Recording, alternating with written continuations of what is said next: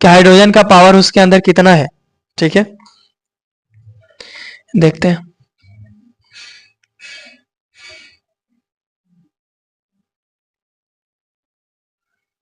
PH scale,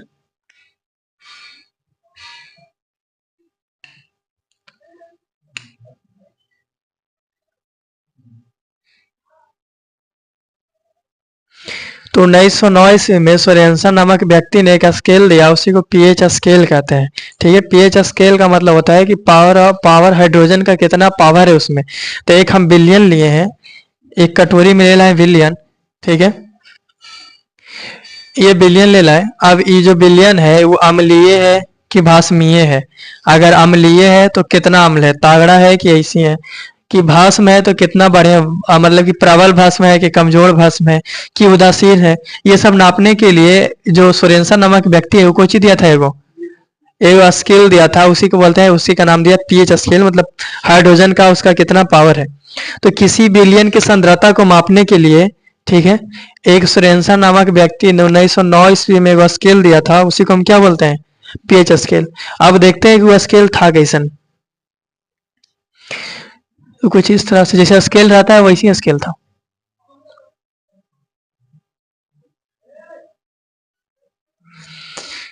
देखो 0 से start होता था, 0 1 2 3 4 5 6 8 9 10 11 12 13 और 14 तक जाता था। हमारा स्केल कितना तक जाता है बोला, छोटका है, हमारा छोटका स्केल कितना तक जाता है, 15 तक रहता है, 14 तक स्केल दिया था। ठीक है, इस तरह से इस पे स्केल पे लिखा हुआ था, इस तरह से देखो एक स्केल बना दिए, हो गया स्केल। 0 से स्टार्ट हुआ,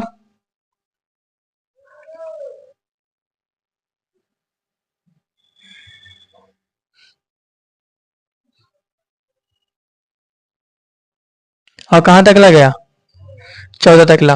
अब इसमें वो नंबरिंग बताया था कि कहां से कहां तक ला क्या होगा। ठीक है, तो देखो अगर कोई पेज किसी भी बिलियन के सांद्रता को नापे, अगर उसका सांद्रता 7 से कम आया, ठीक है, 7 से कम यानी कि ई साइड वाला, तो क्या हो जाएगा, अम्ल। यानी कि 7 से कम इधर अगर हम आते हैं ये साइड, तो ये सब हमको कुछ ही मिलेगा, अम्ल। ठीक है, अगर 7 से ज्यादा आया, 7 नहीं बोल रहे हैं, कितना, 7 से ज्यादा यानी 8 से लेकर के इधर, ठीक है, अगर 7 से ज्यादा आया तो क्या हो जाएगा, भस्म। ठीक है, तो अगर जैसी जैसी 7 से काम आता है तो कोची होता जाता, कोची बनते जाएगा अम्ल। यहां से 7 से स्टार्ट होता है, 7 पे रहेगा उदासीन, 7 पे क्या रहेगा, उदासीन। उदासीन का मतलब हुआ ना तो अम्ल रहेगा और ना ही भस्म रहेगा। ठीक है, 7 पे क्या रहेगा, उदासीन। अब जैसे 7 से इन्हें जैसे जैसे बढ़ेंगे वैसे वैसे कोची बनते जाएगा, अम्ल। तो जैसे इधर इधर आएंगे वैसे वैसे उसका जो अम्लीयता है, अम्लीयता वो कुछ होगा, बढ़ेगा कि घटेगा, तो बढ़ेगा। ठीक है, लेकिन अगर यहाँ से चलना स्टार्ट किया, अगर इस साइड जाते हैं तो जैसे जैसे इधर जाएंगे वैसे वैसे कुछ ही बढ़ेगा उसका क्षारीयता, यानी कि भास्मीयता क्या होगा, ऐसे लिख देते हैं, भास्मीयता लिख देते हैं, भास्मीयता गुण क्या होगा, बढ़ेगा। ठीक है, तो बताओ इधर आने पर अम्लीय गुण बढ़ेगा और उधर जाने पर भास्मीय गुण बढ़ेगा, और 7 पे उदासीन। अब उसको हम नापे, ठीक है, एक बिलियन को नापे, आया उसका पीएच मान 12, तो बताओ आम्ल है कि भस्म है, भस्म है। पीएच मान 3 आया, पीएच मान 10 आया, भस्म है। 7 आया, बताओ 7 से कम वाला कुछ ही होता है, आम्ल है। 7 से ज्यादा वाला और 7 पे आ जाए तब उदासीन। 2 नापे, ठीक है, एक का आया है 1 और एक का आया है 3, बताओ ये दोनों आम्ल है कि भस्म है, ये दोनों अम्ल है। अब बताओ ये दोनों में बरियार कौन है, 1 वाला। कहा कि जितना कम होगा उतना ही ज्यादा बरियार होगा, यानी हाइड्रोजन की पावर जितना कम रहेगा उतना ही ज्यादा वो बरियार अम्ल रहेगा। ठीक है, तो बताओ जैसे जैसे हम 7 से इधर आते हैं वैसे वैसे अम्लीय गुण क्या होता है, बढ़ता है। हम एगो इस तरह से जार में हम 2 अम्ल ले लिए, ठीक है, इसका पीएच नापे तो 2.5 आया, ठीक है, इसका पीएच नापे तो 0.1 आया, बताओ दोनों में तगड़ा अम्ल कौन है, ए वाला कि बी वाला? कौन वाला? बी वाला। कहा कि बोला ना कि 7 से जितने तुम काम आएगा उतना ही ज्यादा वो अम्ल बढ़ता जाएगा, अम्लीयता गुण। तो बताओ 2.5 कम है कि 0.1? तो ज्यादा तगड़ा अम्ल कौन होगा? कहा कि जितने हम काम आएंगे उतना ही अम्लीयता गुण बढ़ जाएगा। लेकिन भस्म में देखो, ठीक है, दो हम लेते हैं, इसका पीएच मान आ गया 9.5, ठीक है, और इसका पीएच मान आ गया 13.6। बताओ ए वाला कि बी वाला? ज्यादा तगड़ा भस्म कौन है? कौन? बी। कहा कि 7 से ने जैसे जैसे जाएंगे वैसे वैसे भस्मीय गुण क्या होता जाता है? बढ़ेगा। ठीक है, तो बताओ 9.5 ज्यादा कि 13.6? तो ज्यादा तगड़ा भस्म कौन होगा? ठीक है, बस इतना ही याद रखना है कि एने जाएंगे तो भस्मीय गुण कुछ होगा और एने पर अम्लीय गुण। तो बताओ ऐसे कर रहे हैं तो अम्लीय के भस्मीय आई, मतलब इधर वाला और इधर वाला, और बीच में क्या है? दासीन। ठीक है, इसी में एक और हम बांट देते हैं कि मान लो कि अगर कोई चीज आगे 0 से 3 तक ला, ठीक है, तो जो अम्ल है वो कैसा अम्ल होगा?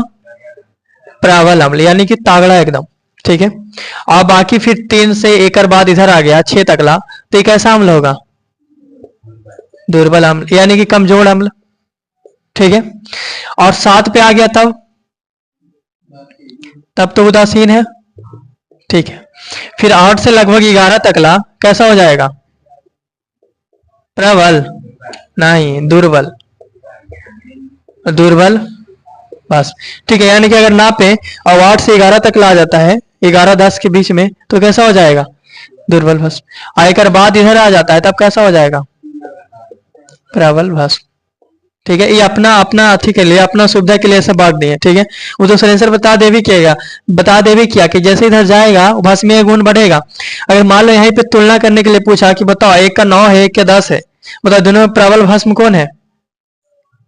10। अगर पूछे कि एक का 8 है, एक का 9 है, प्रबल भस्म कौन है?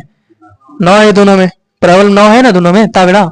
ये दोनों में तुलना कर रहे थे ये, तो ये अपना केवल सुविधा के लिए बांट दिए हम कि यहाँ पे आएगा तो दुर्बल भस्म बोल देंगे, एक इधर आएगा तब प्रबल भस्म बोल देंगे। इसी तरह से इधर प्रबल अम्ल, ऐसे दुर्बल।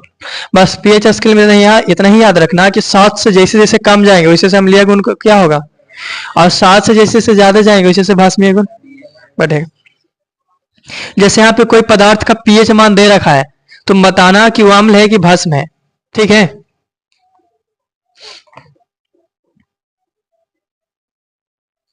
इसको मिटाते हैं। पीएच बराबर, जो वैज्ञानिक है वो फार्मूला भी दिया था, पीएच बराबर दिया था 1/log H, यानी कि हाइड्रोजन का कितना वो सांद्रता है। ठीक है, तो शायद ऑब्जेक्टिव में पूछते तो इसको याद रखना कि पीएच बराबर 1/log हाइड्रोजन वाला। ठीक है, कि एगो पीएच वाला निकालने के लिए अगर किसी पदार्थ का पीएच निकालना है हाइड्रोजन से तो दिया था फॉर्मूला। या फिर इसी को हम ऊपर ले जाएंगे तो ऐसे लिख सकते हैं माइनस में log H का। तो ये बस दो फॉर्मूला याद में रखना है। ठीक है, पीएच बराबर, जब 12th में पढ़ेगा तो पता चलेगा कि लॉग के अगर कोई पावर में रहता है तो वो आगे आ जाता है। ठीक है, अभी बस दो फॉर्मूला ध्यान में रखना। तो बताओ पीएच बराबर फॉर्मूला क्या हो जाएगा? 1/log H। और या फिर दूसरा तरीका से माइनस। ठीक है, तो बताए थे कि 1/x है तो इसको लिख सकते हैं x से पावर -1। ठीक है, अगर log के पावर में कुछ रहता है माइनस में या प्लस में कैसे हो, तो पावर कहाँ जाता है? आगे। ये log का नियम रहता है।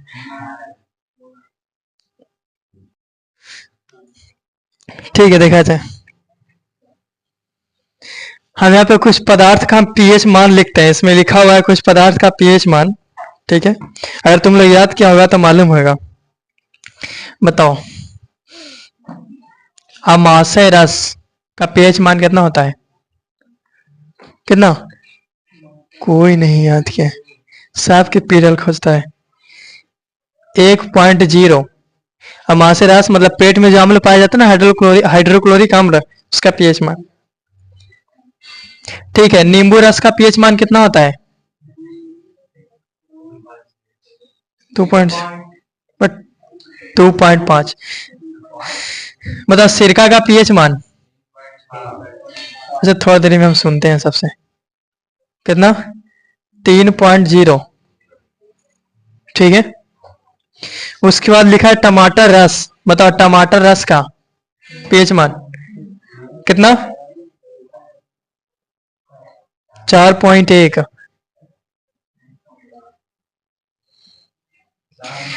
बताओ पसीना का पीएच मान कितना कितना 4.5। अम्ल वर्षा का पीएच मान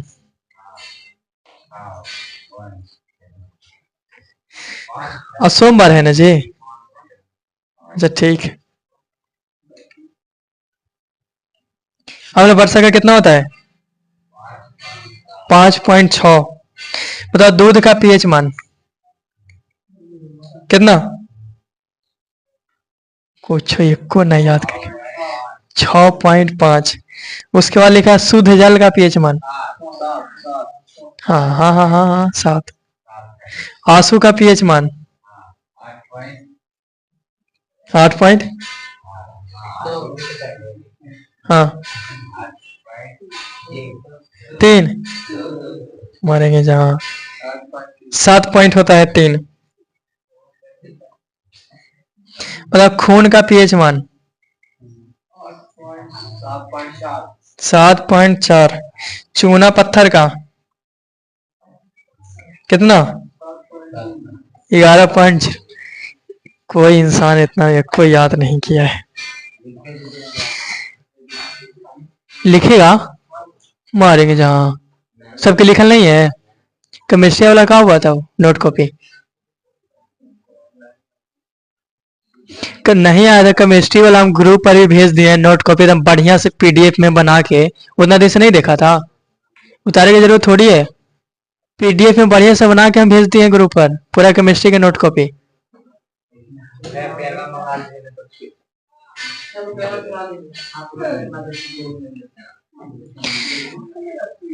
घर जाके देखना, ग्रुपा पर जाके देखना घरे।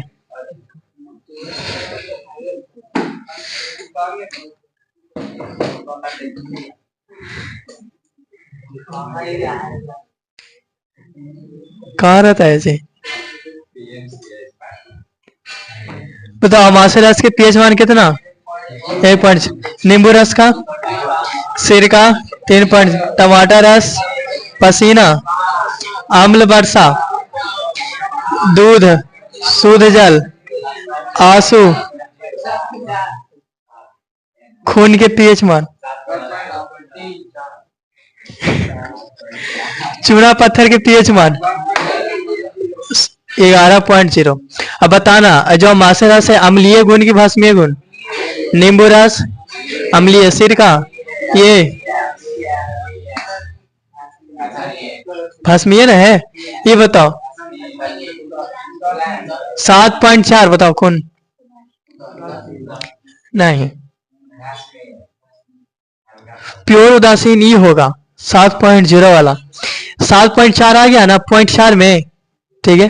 क्या बोले 7.4 7 से ज्यादा हो गया। जैसे 7 से ज्यादा होगा कुछ ना कुछ उसमें भस्मीय गुण आएगा। तो खून में हल्का फुल्का कैसा गुण आएगा भस्मीय। तो खून का भी देखना हल्का हल्का नुनगट जैसा लगेगा। देखा है कभी पी के तो नहीं, देखिए खून पी, देखिए देखो देखिए खून पी के कल खून पी के देखी थी।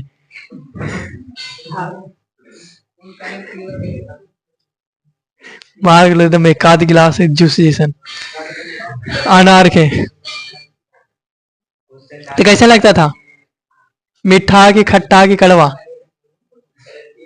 है? कैसे मीठा खट्टा कड़वा तीखा बता जल्दी। पूरा एक गिलास पी के तो ये ना पता है। तो हल्का सा तीखा जैसा लगेगा, ठीक है। अभी जब पीना ना तो उसका स्वाद याद रखना कैसा लगता है, ठीक है। सब बच के रहना जी। खून का पीएच मान कितना, आंसू का 7.3, ठीक है। टीवी हल्का सा कैसा लगेगा, भस्मीय हल्का सा तीखा जैसा नूनगर जैसा लगेगा। आंसू, कभी आंसू गया है?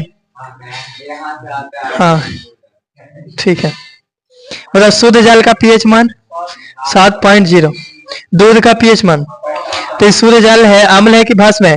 तो प्योर उदासीन है, ना तो अम्ल ना ही तो भस्म। बताओ, अम्ल वर्षा है तो खुद ही लिखा है अम्ल वर्षा, कैसा है? अम्ल की भस्म, अम्लीय। दूध, दूध भी कैसा है? अम्लीय है, मतलब हल्का सा खट्टापन जैसा। तो कहीं कोई कोई गाय रहता है उसका दूध उतना मीठा नहीं लगता है। अच्छा बताओ, ये जो दूध है अम्लीय है, बताओ दूध में कौन सा अम्ल पाया जाता है? कौन सा अम्ल? लैक्टिक अम्ल। ठीक है, अगर वही लैक्टिक अम्ल की मात्रा ज्यादा बढ़ जाएगा तो दूध से कुछ ही बन जाएगा, दही। ठीक है, और पूरा खट्टा लगेगा। तो दूध में अब बहुत कम मात्रा में रहता है लैक्टिक अम्ल, वही जब ज्यादा हो जाता है तो दही में पूरा खट्टा खट्टा, या तो फट जाएगा दूध, तो फिर चीनी डाल के खौलाओ उसको। ठीक है, अब ये दोनों में तुलना करके बताना। बताओ, नींबू रस और मासे रस में दोनों में तागड़ा अम्ल कौन है? मासे रस। ये दोनों में तुलना करते हैं, सिरका और टमाटर रस में तागड़ा कौन? सिरका। पसीना और टमाटर रस में तागड़ा कौन? तो टमाटर रस। अम्ल वर्षा दूध में तागड़ा कौन? अम्ल वर्षा। ठीक है, सूर्य जल तो उदासीन है ये। इधर अब भस्मीय आ गया, आंसू और खून में ज्यादा तागड़ा भस्म। आंसू और खून में, आंसू और खून में बरियार भस्म कौन है? खून। ठीक है, जैसे जैसे जाएंगे भस्मीय बढ़ेगा ना। ठीक है, खून और चूना पत्थर में, हम ये दोनों पूछ रहे तो डायरेक्ट चूना पत्थर में पहुंच गया। खून और चूना पत्थर में कौन? चूना पत्थर। ठीक है, आंसू और चूना पत्थर में, चूना पत्थर। दूध और अम्ल में, अम्ल वर्षा। अम्ल वर्षा के बारे में कभी कोई पूछ देता है, अम्ल वर्षा कोई जानता है तब थोड़ा बहुत अम्ल वर्षा के बारे में?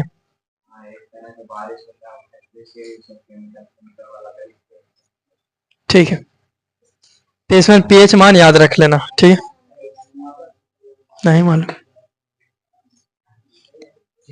बाबा से पूछना। तो आम्ल के बारे में पढ़ लिए, ठीक है, भस्म के बारे में पढ़ लिए। अब इसके बाद किसके बारे में पढ़ेंगे? अम्ल, भस्म, लवण। ठीक है, तो इसको मिटा रहे हैं। मतलब 7 से आगे बढ़ेंगे तब 7 से काम पूछेगा, शुद्ध जल का पीएच मान, खून का पीएच मान, आंसू का पीएच। देखो ऐसे याद करेगा, करने क्या, ई देखो इन्हें देखो, 0 3 4 है, यहाँ तक एक ही जैसा, 7.0 7.3 7.4। ठीक है, आम्ल वर्षा और दूध 5.6 और 6.5, उल्टा हो गया अम्ल वर्षा दूध। ठीक है, तो अम्ल वर्षा का कितना, तो दूध का 6. शुद्ध जल 0, आंसू 3, खून 4। इधर टमाटर रस पसीना है, देखो एक जैसा है, 4.1 तो 4.5, 4 वाला है ना तो कितना ज्यादा है, 4 ज्यादा, 4 वाला है तो पॉइंट में 4, 4.1 4.5। फिर देखो, अब मासे रस का 1.0 और नींबू रस का कितना है, 2.5, और सिर का 3.0।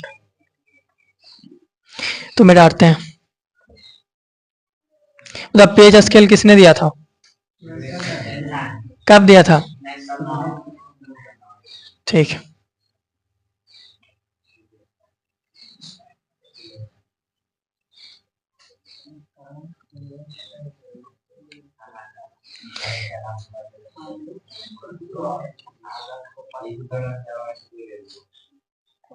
मतलब लवण स्वाद में कैसन होता है?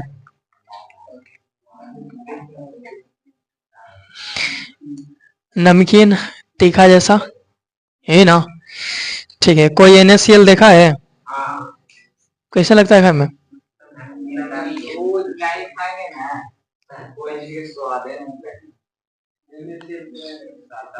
ना कैसे लगेगा, छेना, रसगुल्ला,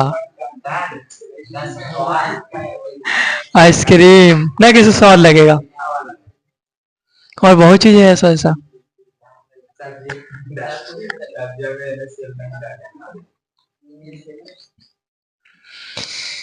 देखते हैं लवण। देखो, वैसा पदार्थ, देखो वैसा पदार्थ जो खाने में खट्टा लगा था उसको हम क्या बोले थे? छी छी, आमले। वैसा पदार्थ जो खाने में कड़वा लगा था, करेला, पसमेर, चूना, खैनी खाया है?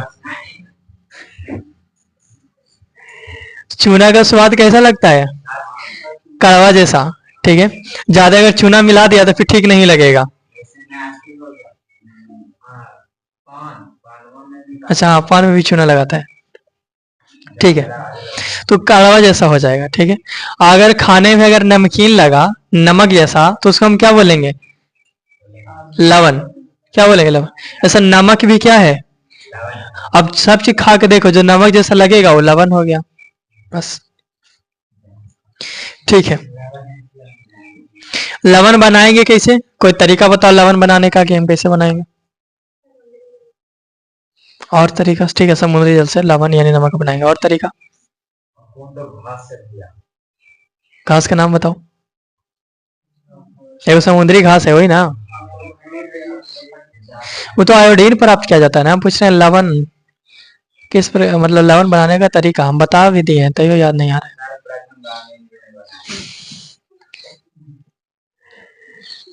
अम्ल और भस्म को मिलाएंगे तो जल तथा लवण बनेगा। तो लवण बनाने का क्या तरीका है? जल को हटा दो, बच गया लवण।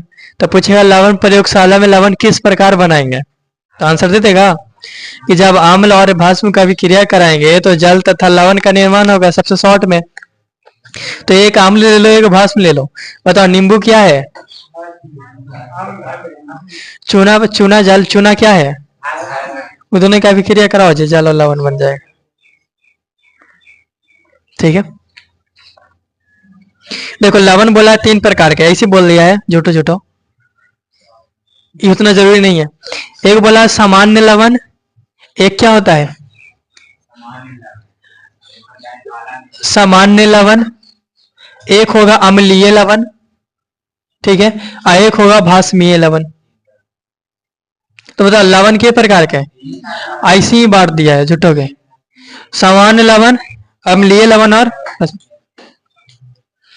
देखो वैसा लवण जिसमें हाइड्रोजन नहीं होगा, ठीक है, उसका हम क्या बनेंगे? सामान्य लवण। जैसे NaCl क्या है? सामान्य लवण है कि नहीं? मतलब इसको हम आराम से खा पी सकते हैं, NaCl, ठीक है। ना तो इसमें अम्ल का गुण है और ना ही तो बस, ये क्या है? सामान्य लवण, जिसमें कोई भी हाइड्रोजन समूह ना हो। इसलिए क्योंकि अगर किसी में हाइड्रोजन आ जाता है तो बताओ कैसा बर्ताव करता है? अम्ल के जैसा कि भस्म के जैसा? तो जब किसी में हाइड्रोजन आ जाएगा तो कुछ ना कुछ उसमें भस्म के, अम्ल के जैसा गुण आ जाएगा। अगर उसमें OH आ जाएगा तो उसमें गुण कैसा आ जाएगा? भस्म के जैसा। तो वैसा लवण जिसमें कोई भी हाइड्रोजन समूह ना हो उसको क्या बोलेंगे? सामान्य लवण। वैसा लवण जो अम्ल और भस्म के द्वारा, इसे छोड़ दो, वैसा लवण जिसमें हाइड्रोजन समूह हो, ठीक है, हाइड्रोजन हो, उसको हम कैसे बोलेंगे? अम्लीय लवण, ठीक है। और जिसमें OH मिलेगा उसको क्या बोलेंगे? भस्म लवण। तो वैसा लवण जिसमें OH हो, सॉरी H हो, उसको कैसा बोलेंगे? अम्लीय लवण। और जिसको में OH हो उसको भस्मीय लवण, ठीक है। बताओ जिसमें हाइड्रोजन समूह ना हो, जिसमें हाइड्रोजन हो और जिसमें हाइड्रोक्साइड हो, भस्मीय लवण, सिंपल। वैसा लवण जिसमें हाइड्रोजन नहीं हो तो सामान्य हो गया, हाइड्रोजन है अम्लीय हो गया, ठीक है। सबसे शॉर्ट में परिभाषा बता रहे हैं। अगर हाइड्रोक्साइड समूह है तो कैसा हो जाएगा? भस्मीय। जैसे एक एग्जांपल दे दी है, लिखते हैं NaHSO4, NaHSO4, बताओ कैसा लवण है? अम्लीय, हाइड्रोजन समूह मिला, ठीक है। उसी तरह से इसको एक एग्जांपल देख लो, लिखा है PbOH का होल 2 और लिखा है NO3, बताओ कैसा है? भस्मीय लवण। तो बस हाइड्रोजन नहीं है सामान्य, हाइड्रोजन है अम्लीय, OH है भस्मीय। पहचान जाएगा कि नहीं पहचान जाएगा? एग्जाम में पूछेगा नहीं, ठीक है। अगर मान लो गलती से पूछ दिया है कि निम्नलिखित में लवण को पहचाने, अम्लीय है कि भस्मीय है कि सामान्य लवण है कि कोई नहीं, ठीक है। तो कैसे पहचानेंगे? देखना है हाइड्रोजन नहीं मिला, मतलब कैसा? हाइड्रोजन बीच में मिला, बंडे अकेला, तो कैसा अम्लीय। हाइड्रोजन मिला अगर OH के साथ यानी हाइड्रोक्साइड मिला तब पास में हो गया अम्लीय, पास में है और सामान्य लवण। ठीक है, उसके बाद कुछ ऐसा लवण है जो उपयोगी है हमारे लिए, है ना। लवण तो बहुत सारा है, जैसे भी लवण है, क्या बताओ इसको हम उपयोग करेंगे, खाएंगे, खाएंगे इसको, ये भी लवण है, क्या खाएंगे, नहीं खाएंगे। ठीक है, तो लेकिन कुछ ऐसा लवण है जिसको हम खा सकते हैं, उपयोगी है हमारे लिए, जैसे ये है कि नहीं है। तो ये जो NaCl बना है, NaCl, ठीक है, ये केवल स्वाद के लिए कोई अभी फायदा नहीं करेगा उतना। ये NaCl अधिक फायदा करे इसलिए हम इसको में थोड़ा सा आयोडीन मिला देते हैं, मिला देते हैं आयोडीन। आयोडीन को अकेला नहीं मिलाते हैं, चाहे तो Ki मिलाते हैं यानी कि पोटेशियम के साथ, या फिर किसके साथ मिलाएंगे,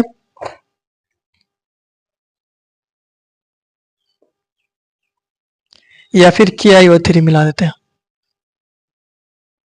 ठीक है, तो जो घर में हम नमक खाते हैं वो NaCl तो है, पता उसमें आयोडीन मिला है कि नहीं मिला है, मिला है। ठीक है, तो हमारे शरीर को आयोडीन की जरूरत है, इसीलिए आयोडीन को कैसे खाया जाए, तो हम नमक में आयोडीन की मात्रा मिला देते हैं। NaCl में हम क्या मिला दिए, नमक की मात्रा, अब वो फायदा करेगा। अब कुछ ऐसा नमक होता है जो महंगा देता है, कुछ सस्ता देता है, देता है।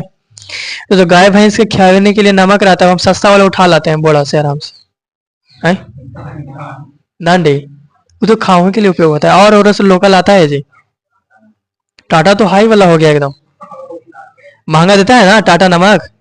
डांडी देगा 10 के 1 किलो, है टाटा कितना की देता है 26, लगभग दोगे ना, दोनों स्वाद मुझे से नहीं लगेगा, लगेगा खाएंगे तब, लेकिन वो महंगा काहे दिया, सस्ता काहे दिया, तो बस फर्क एक ही चीज का है, उसमें आयोडीन की मात्रा तनी बढ़िया है, इसमें आयोडीन की मात्रा नहीं, समझ में आया, बस यही फर्क है।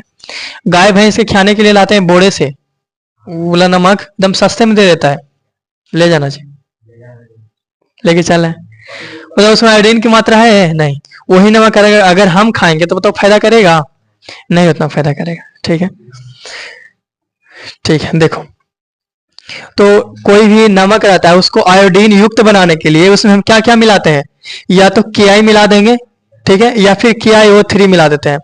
तो पूछता है एग्जाम में कि आयोडीन युक्त नमक बनाने के लिए हम क्या करते हैं, तो जो सामान्य नमक है उसमें हम क्या मिला देंगे, Ki या फिर KiO3 का थोड़ा सा मात्रा मिला देंगे, तो कैसा नमक बन जाएगा, आयोडीन युक्त बन जाएगा। ठीक है, अब तुम लोग ये बताओ कि आयोडीन की कमी से कौन सा रोग होता है, घोंघा, घेगा, उस रोग में क्या होता है, यहाँ पे फूल जाएगा, गला जो है वो क्या हो जाएगा, फूल कैसे, हाँ यहाँ पे फूल जाएगा,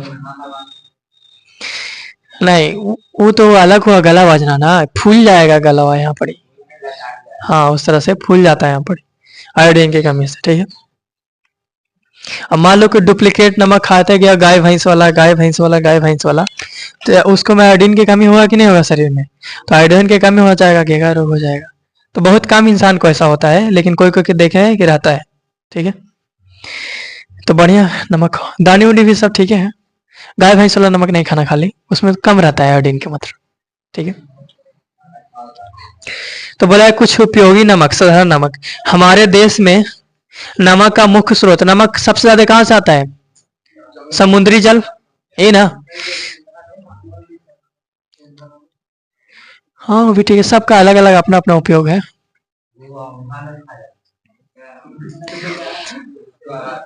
हमेशा के लिए वो नमक ठीक नहीं है, हमेशा उपयोग करने के लिए, जैसे नमक, जैसे नमक खा रहे हैं, जैसे सब्जी उब्जी खाएं, हल्का सा कम लगा तो काला नमक डाल के खा लो। तो बोला हमारे देश में नमक का मुख्य स्रोत क्या है, समुद्री जल, ठीक है, एवं चट्टान है। भारत में 95% जो नमक है वो कहां से प्राप्त होता है, समुद्री जल से।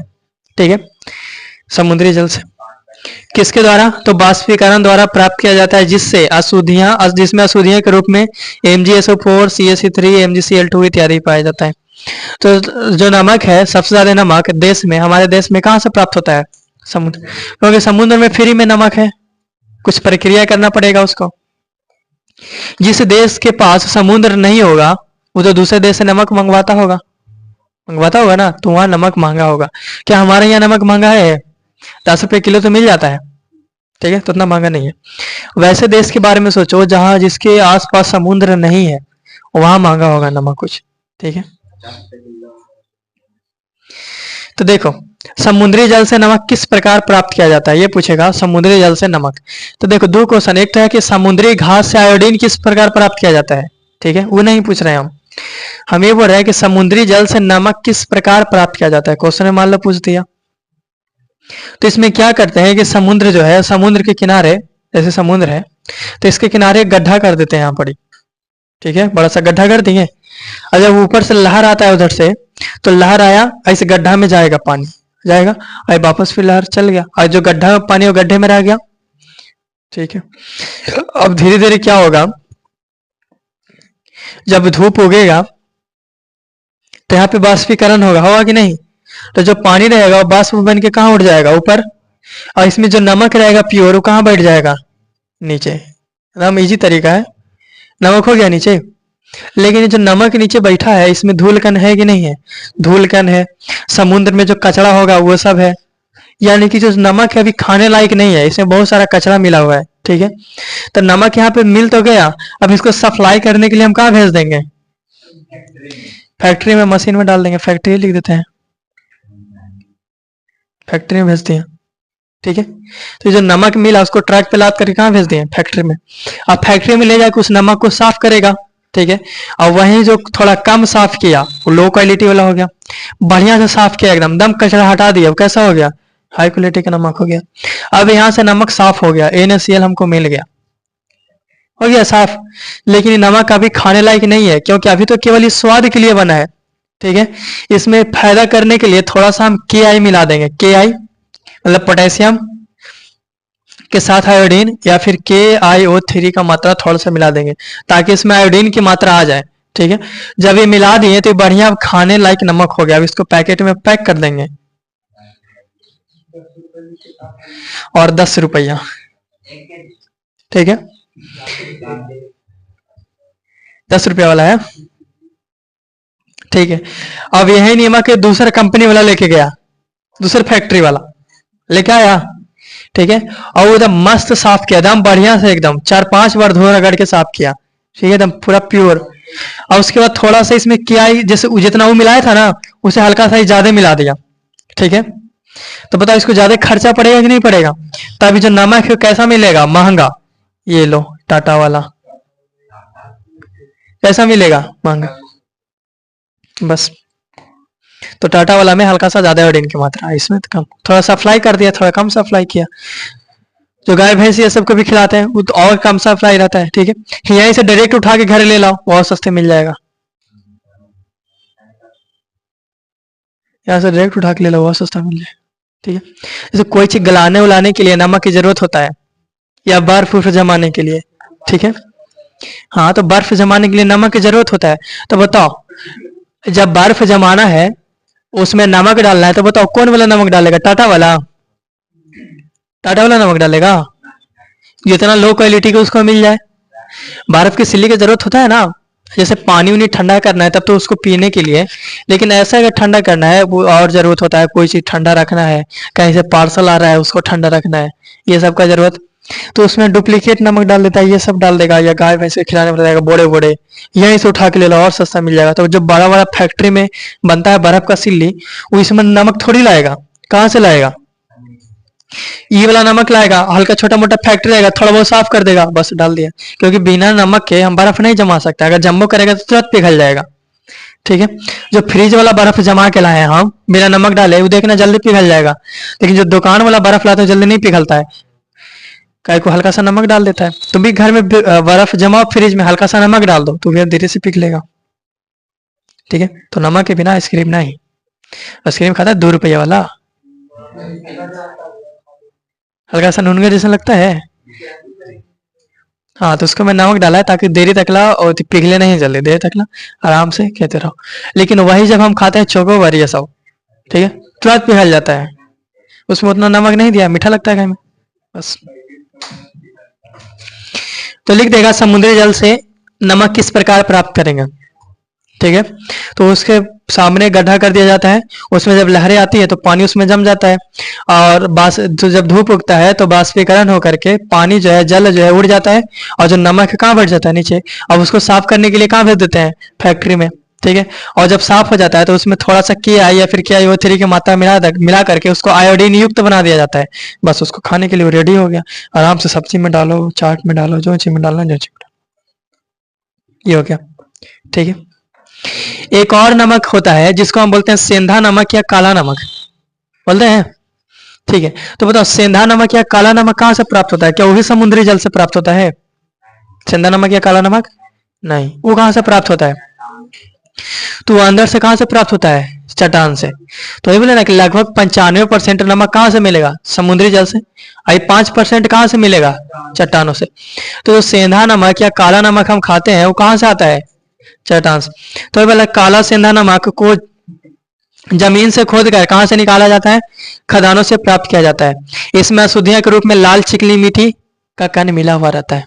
ठीक है, ये वाला खाया है ना, बिटनून, कुछ ही बोलते हैं उसको, बिटनून या फिर काला नमक। तो शहर वाला सीबीएसई वाला काला नमक बोलेगा, और देहात वाला बिटनून बोलेगा। ठीक है, और थोड़ा बढ़िया तो सेंधा नमक बोलेगा। ऐसे बताओ कौन सा नमक है, काला नमक। देहाती भाषा में बताओ, बिटनून। और हाई क्वालिटी के साड़ी में बताओ। ठीक है, तो ये कहां से प्राप्त किया जाता है, तो खदानों से खोद करके प्राप्त करते हैं। ठीक है, अंदर से निकलता है चट्टान के रूप में। ठीक है, और इसमें कुछ ना कुछ अशुद्धि रहेगा ना, तो अंदर कौन सी रहेगा, मिट्टी। कौन सा मिट्टी रहेगा, लाल चिकनी मिट्टी मिला हुआ रहता है। ठीक है, अब जो नमक निकला है उसको लाएंगे, इसको भी फैक्ट्री में लाएंगे, और इसको भी साफ करेंगे बढ़िया से। जो मिट्टी उठी है मशीन के द्वारा अपना साफ करेगा, जो भी उसका प्रक्रिया रहेगा उसको द्वारा साफ करेगा। जब बढ़िया से साफ हो गया, ठीक है, तो उसको बेचने के लिए भेज दो दुकान में। तो या तो दुकान से हम लाते हैं तो ढीला ढाला मिलता है, या फिर उसी को कोई चूर करके और पीस करके कहाँ पैकेट में पैक कर दिया। तो काला नमक पैकेट में भी मिलता है और ढेला ढेला वाला भी मिलता है। बताओ अशुद्धियां के रूप में क्या रहेगा, लाल चिकनी मिट्टी। अब देखो कोई जो नमक जब भी खाया होगा, ठीक है, तो हल्का हल्का किरकिर जैसा भी करता है, नहीं करता है। लास्ट में जो बचल रहेगा वो खाना किरकिर जैसा करेगा, लाल टाइप का रहेगा। जो प्योर काला दिख रहा है वो एकदम ज्यादा साफ किया हुआ है, जो हल्का लाल जैसा दिख रहा है वो कम साफ किया हुआ है। ठीक है, उसमें लाल चिकनी मिट्टी रहता है। तो जो खाने का जो उपयोगी नमक है हम किस प्रकार से देख लिए, दो। ठीक है, 95% कहां से मिलेगा और 5% कहां से मिलेगा, चट्टानों से प्राप्त किया जाता है। इसमें अशुद्धियां के रूप में क्या मिलेगा, लाल चिकनी मिट्टी। ठीक है, हो गया।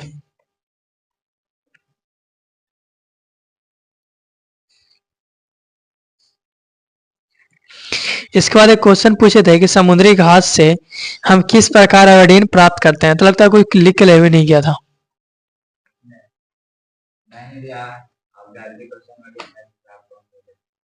कुछ ही गलती था, इसमें आयोडीन तो लिखल है।